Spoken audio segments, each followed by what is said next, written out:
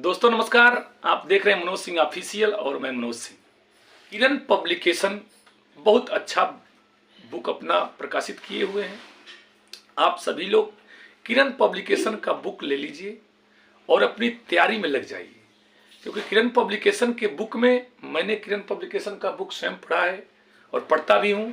किरण publication में बहुत अच्छा और बहुत उम्दा प्रकार के प्रश्न मिलता है। इसलिए जो भी साथी टीआरई 2 की तैयारी कर रहे हैं सभी लोग किरण पब्लिकेशन पढ़ें और अपना एक सीट सुरक्षित करें। आप लोगों को सुबह सुबह नमस्कार, प्रणाम, आदाब, सलाम, गुड मॉर्निंग।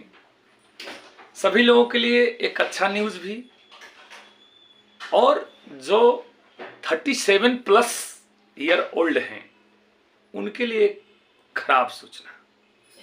ठीक है, उस सूचना से पहले मैं आपको एक और सूचना दे देना चाहता हूं कि देखिए, आज से फॉर्म फिलअप होने जा रहा है। रजिस्ट्रेशन आज से चालू होगा 6 to 8 के लिए स्पेशल।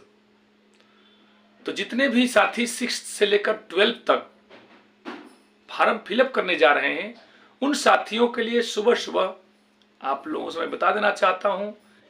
ये तो बात हो गई मुख्य जानकारी। अब कुछ विशेष जानकारी मैं आपको देना चाहता हूं कि सरकार की देखिए दोगली नीति कि वही 1 to 5 में जब नियमावली आया तो उस नियमावली में 10 साल का एज रिलैक्सेशन प्रत्येक प्रशिक्षित उम्मीदवारों को मिला प्रथम समव्यवहार में 1 to 5 में, जिसमें बीएड और डीएलएड दोनों शामिल थे। बाद में सुप्रीम कोर्ट के आदेश के बाद बीएड वाले भाई निकल गए। तो मैं पूछना चाहता हूं सरकार से कि आखिर वो साथी जो बीएड करके और वो उम्र में आ रहे थे वो 6 to 8 में तो छट गए, जबकि इसी नियमावली में 2 प्रकार का नियम है। पहला नियमावली में नियम क्या है कि जो एस्टेट 19 पास किए हैं उनके लिए 4 साल का एज रिलैक्सेशन मिल गया है, और जो सीटेट 19 पास किए हैं उनके लिए क्यों नहीं भाई।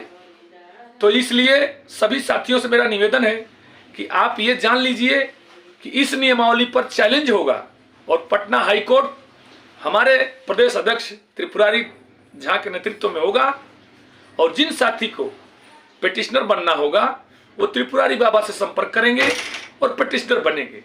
और पिटिशनर बनेंगे तो आप जानते हैं कि त्रिपुरारी सर जो कि अकेले ही हाईकोर्ट किए थे और वो 10 साल के एज रिलैक्सेशन के बाद भी उन्हें एज मिला और उन्होंने ऑफलाइन फॉर्म भरा। तो हमारी बात में कितनी सत्यता है आप लोग अपने कमेंट्स के माध्यम से जरूर बताइएगा कि क्या मैं गलत कर रहा हूं या सही कर रहा हूं। क्योंकि आप सोचिए कि जो 19 से लेके आज तक आंदोलन में आते रहे जाते रहे, चाहे वो बीएड हो चाहे डीएलएड हो, चाहे वो बीएड हो या चाहे डीएलएड हो, तो बीएड वाले साथी जो एज क्रॉस कर गए हैं, 37 ईयर ओल्ड हो गए हैं, 37 पार कर गए, तो वो तो बेचारे छट गए। और इसी नियमावली में एस्टेट 19 को 4 साल का एज रिलैक्सेशन, और जो नियोजित टीचर हैं वो जो है 47 साल तक एलिजिबल हैं। प्रिंसिपल के लिए तो भाई कोई उम्र का सीमा ही नहीं है। तो ये एक ही नियमावली में दो प्रकार की नीति कैसे हो सकती है। तो इसलिए दोस्तों इस नियमावली पर चैलेंज होगा पटना हाई कोर्ट में, ये कंफर्म मानिए। सरकार हमेशा ऐसा ही नियमावली निकालती है, ऐसे काम करती है। और यही पिछले बार जो हुआ 1 to 5 में, तो सीटेट अपियरिंग को भी मौका मिल गया, सीटेट अपियरिंग को भी मौका मिला, जो डीएलएड अपियरिंग थे उसको भी मौका मिला, इसमें किसी को मौका नहीं। ये कहा कि ये तो सरकार का मतलब तानाशाहियत रवैया हो गया कि जब चाहा तब जैसे मन वैसे कर लिया, कोई रूल ही नहीं है। बिहार मतलब कोई रूल ही नहीं है, बिना रूल का काम हो रहा है। तो ये गलत है और इस पर आवाज उठना चाहिए, आवाज बुलंद करना चाहिए। जितने भी साथी देख रहे हैं, यदि आपको लग रहा है कि हमारी बातों में सत्ता है तो आप लोग इसे अधिक से अधिक शेयर करिएगा। और जो नए साथी हैं वो जो है जरूर इसे सब्सक्राइब कर लीजिएगा, बेल घंटी आइकन को दबा लीजिएगा कि ताकि मैं जो कुछ भी बातें बोलूं आप तक सबसे पहले पहुंचे। क्योंकि मैं जो बात बोल रहा हूं पूरी नियमावली को मैंने पढ़ करके ये बात रखा है। ठीक है, यही सब बातें करना था दोस्तों, और आपसे निवेदन करेंगे कि आप लोग अधिक से अधिक संख्या में पटना पहुंचिए। इसमें बहुत प्रकार का लूप हॉल्स है और सभी लूप हॉल्सों को ठीक करने के लिए हम सभी को एक होना होगा, तभी अपियरिंग को मौका मिलेगा, जो 37, 38, 39, 40 साल तक पहुंचे उनको मौका मिलेगा, बीएड अपियरिंग को मौका मिलेगा, नहीं तो किसी को भी मौका मिलने नहीं जा रहा है। बाकी आप लोगों की मर्जी।